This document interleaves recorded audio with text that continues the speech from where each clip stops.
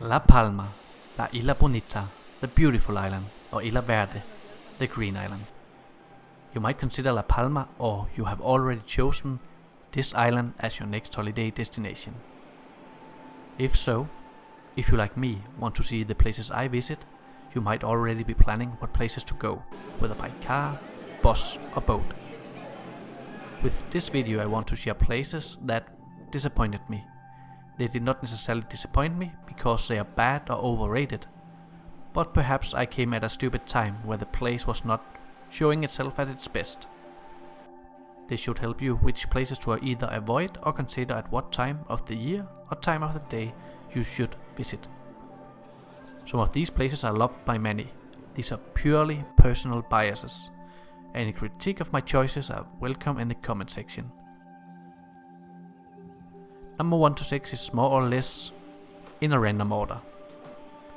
If you want more inspiration, feel free to watch my other video called La Palma Top 10 Best Places to Visit. And before we start, please feel free to subscribe to Globus Travelers for more videos.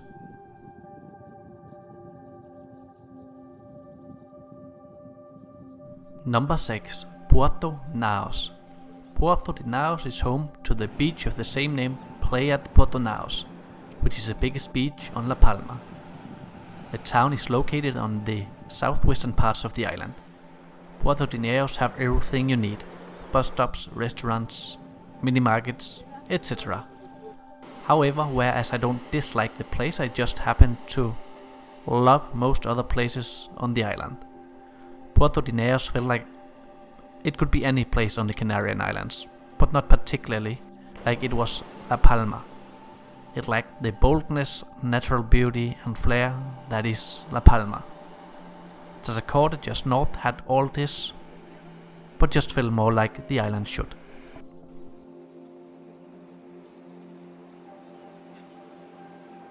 Number 5. Tazacorte town.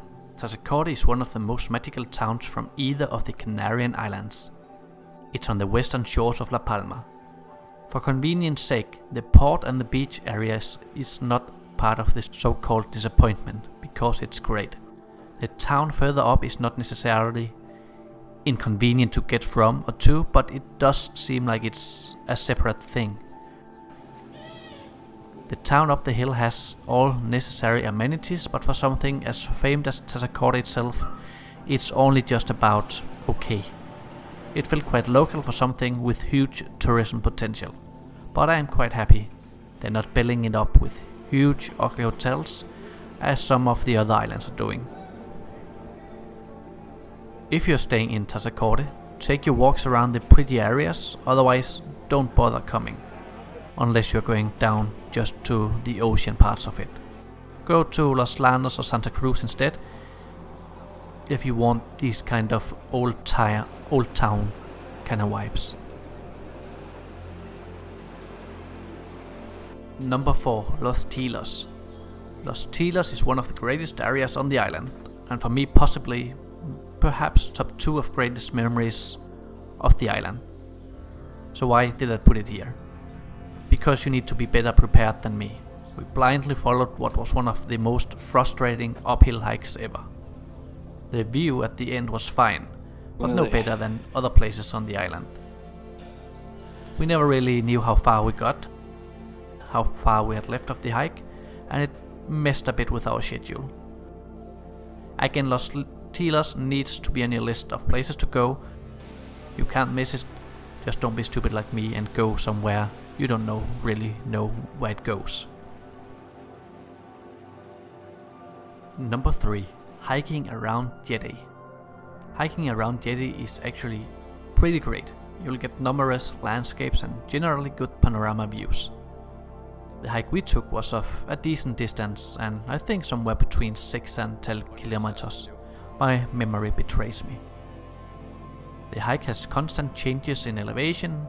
Who would have guessed? On an island such as La Palma, any hike would be.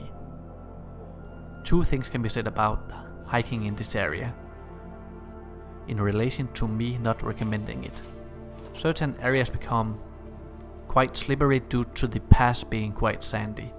I don't think those parts would be any more comfortable even in the best of hiking boots. Nothing dangerous, just annoying and frustrating to walk in. The second part is that this is La Palma after all, so you shouldn't be looking for good or great hikes. Why? Because you can find amazing hikes instead. And this just wasn't it.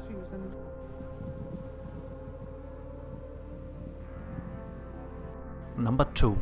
Zamora. The area around Zamora and Playa de Zamora Chica was a short stop towards the more famous Salinas de Fuencaliente. We didn't stay around long. Sure, it had good views, as the rest of the island, but there is no reason to stop here on the way south. I'm sure you can find more interesting places on the western shores of La Palma.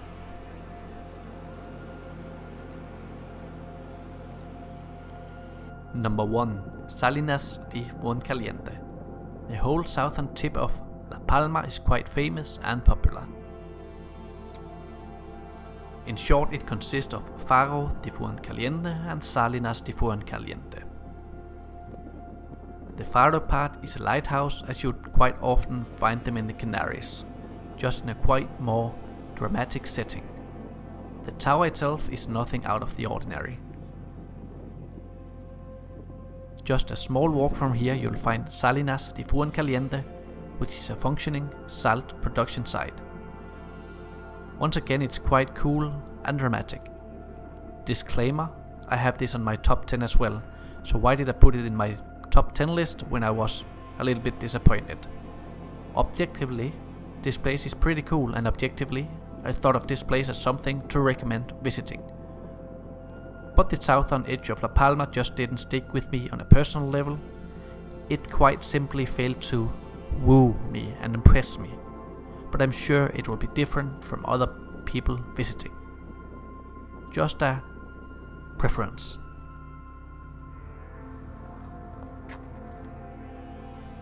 So, this was it for me.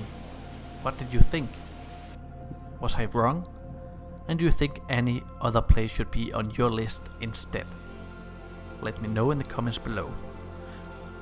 If you enjoyed this video, please do subscribe and see you in the next video. Take care and thank you for watching.